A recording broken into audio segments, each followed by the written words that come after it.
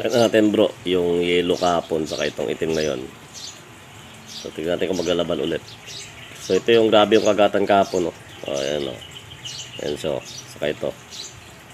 Tingnan natin kung may laro pa sila. Tingnan natin na.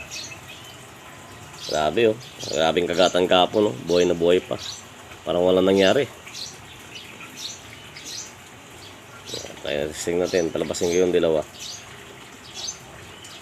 Oh, ito yung dilaw, ah. Parang wala lang. Pinagpag yung sugat. So grabing kagatan kahapon. Mag 2 minutes sila nagkakagatan. Ilang beses na balikan pa ng kagat, no. Ayan, din tayo. Parang wala lang kahapon, no. Ito yung naglaban kahapon. Lalaban sila ulit. Pero parang nahuli nata yung dilaw ngayon, no. So ito sana yung maganda mga boss, yung magpangabot yung gagamba kagat agad, hindi yung isang kampo tayo uma-action ng tumalon. Tingnan nyo, nagsasapot yung itim pero yung dilaw nakakagat.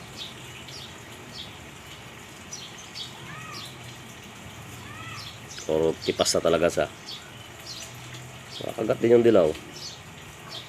So ganitong laban sana, hindi yung magpapangabot yung dalawang gagamba, yung isa tatalon na.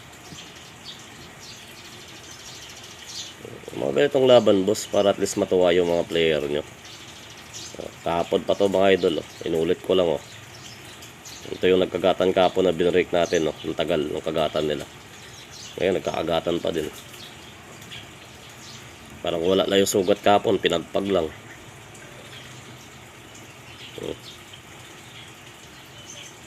So ganito sana bro.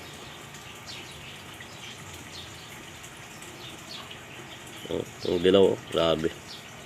Wasak na, gusto pang kumagat.